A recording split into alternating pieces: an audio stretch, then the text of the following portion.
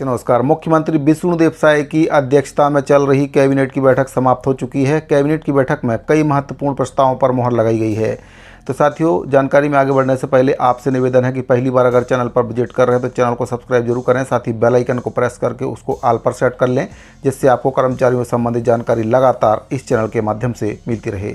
साथियों, आज मुख्यमंत्री विष्णुदेव साय की अध्यक्षता में मंत्रालय महानदी भवन में कैबिनेट की बैठक रखी गई थी, जिसमें कई अहम प्रस्तावों पर मुहर लगाई गई है। आपको बताना चाहूँगा कि कैबिनेट में निकाय चुनाव से संबंधित बड़े फैसले लिए गए हैं। राज्य सरकार ने फैसला लिया है कि अब महापौर और अध्यक्ष का जो चुनाव है प्रत्यक्ष प्रणाली से होगा। इसके लिए आज कैबिनेट में नगर निगम और नगर पालिका संशोधन के प्रारूप में संशोधन किया गया है। राज्य सरकार ने पूर्ववर्ती भूपेश सरकार के फैसले को पलट दिया है। भूपेश सरकार ने 12 दिसंबर 2019 को अप्रत्यक्ष प्रणाली से चुनाव का निर्णय लिया था। वहीं पर नगर निकाय और पंचायतों में ओबीसी के आरक्षण के लिए कमेटी के रिपोर्ट के आधार पर आरक्षण का भी फैसला लिया गया है। पीडीएस के तहत चना वितरण के लिए ई ऑक्शन से चना दिया जाएगा। 5 रुपये किलो के दर से 2 किलो चना प्रति माह प्रदान किया जाता है। प्रति वर्ष 72,000 टन चना का वितरण किया जाता है। पर्यटन को बढ़ावा देने के लिए पर्यटन को उद्योग का दर्जा देने का फैसला लिया गया है। पर्यटन के क्षेत्र में बढ़ावा देने सरकार ने कई बड़े निर्णय लिए हैं। आपको बताना चाहूँगा कि कैबिनेट की बैठक में प्रदेश के नगर पालिका निगम के महापौर और नगर पालिकाओं के अध्यक्ष का निर्वाचन प्रत्यक्ष रीति से कराए जाने का निर्णय लिया गया है। इसके लिए बैठक में छत्तीसगढ़ नगर पालिका निगम अधिनियम 1956 संशोधन अध्यादेश 2024 और छत्तीसगढ़ नगर पालिका अधिनियम 1961 संशोधन अध्यादेश 2024 और प्रत्यक्ष निर्वाचन एवं आरक्षण संबंधित प्रावधान की विभिन्न धाराओं में संशोधन किए जाने के संबंध में अध्यादेश 2024 के प्रारूप का अनुमोदन किया है। यहाँ पर मैं आपको बताना चाहूँगा कि अविभाजित मध्य प्रदेश राज्य में 1999 के पूर्व नगर पालिका निगमों में महापौर और नगर पालिकाओं के अध्यक्ष का निर्वाचन प्रत्यक्ष रीति से होता था। वहीं पर तत्कालीन सरकार के द्वारा नगरीय निकायों के महापौर और नगर पालिकाओं के अध्यक्ष का निर्वाचन को अप्रत्यक्ष रीति से कराए जाने का निर्णय ले लिया गया था, जिसकी अधिसूचना का प्रकाशन राजपत्र में 12 दिसंबर 2019 को किया गया था।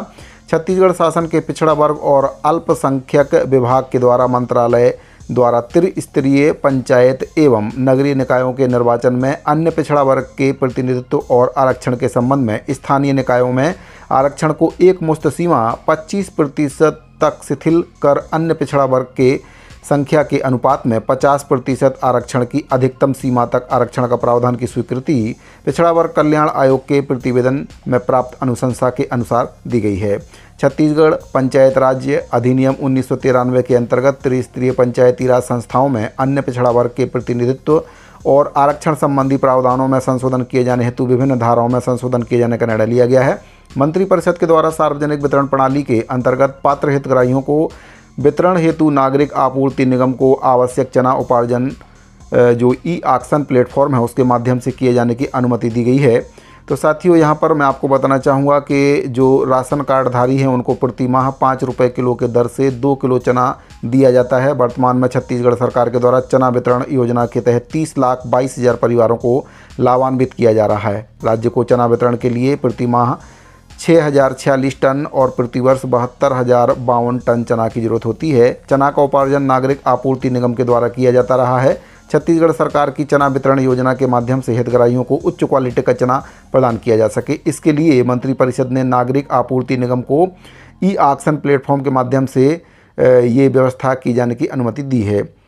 वहीं पर आपको बताना चाहूँगा कि छत्तीसगढ़ सरकार की नई औद्योगिक नीति 2024 से 30 के अंतर्गत पर्यटन, मनोरंजन और अन्य सामाजिक सेवा सेक्टर में शामिल के अलावा भारत सरकार एवं छत्तीसगढ़ पर्यटन नीति 2020 में पर्यटन परियोजनाओं और निर्धारित न्यूनतम स्थायी पूंजी निवेश किए जाने पर सामान्य उद्योगों की भांति अनुदान छूट रियायत का प्रावधान किया गया है।